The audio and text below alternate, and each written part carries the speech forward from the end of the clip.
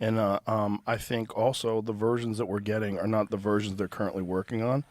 And the people that I know that are in the loop at the highest levels of AI are alarmed, including Elon. I had a conversation with Elon. We went to, we were in line together to go to church the day of the inauguration. It just happened to be right next to him. And we just walked through together. I'm like, hey, what's up? And that's all he wanted to talk about was the leaps that Grok AI is making.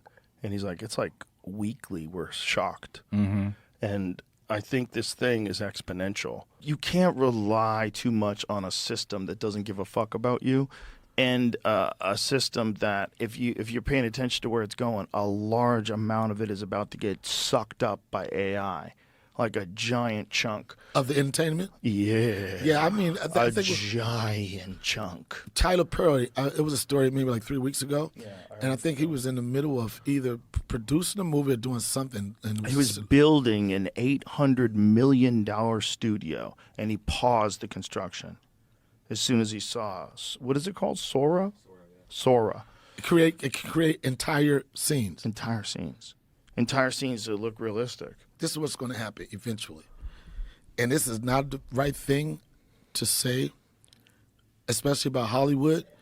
The idea of agencies, the idea of A&R, all of those jobs are about to be gone.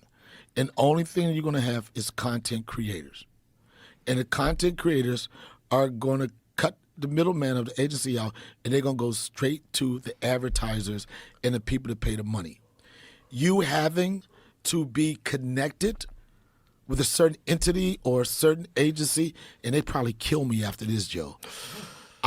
This makes me Illuminati right now. They gonna kill me, Joe. Cat Williams and everybody coming for my neck. I'm telling you, it's gonna come where all of those things that you needed to make it aren't gonna exist anymore, and we're close to that right now. Well, we already lost sitcoms. So sitcoms were number one. Right. That was like a number one job for a comedian. You get your own show. Yeah, right? That was the only job you wanted. That was right. the job that everybody wanted. And then they had comedy movies. Well, comedy movies have been drastically reduced. So the sitcom's gone, and then the comedy movies have drastically been reduced. But what did most people want that for, Joe? What did the comedians wanted that for? Two things.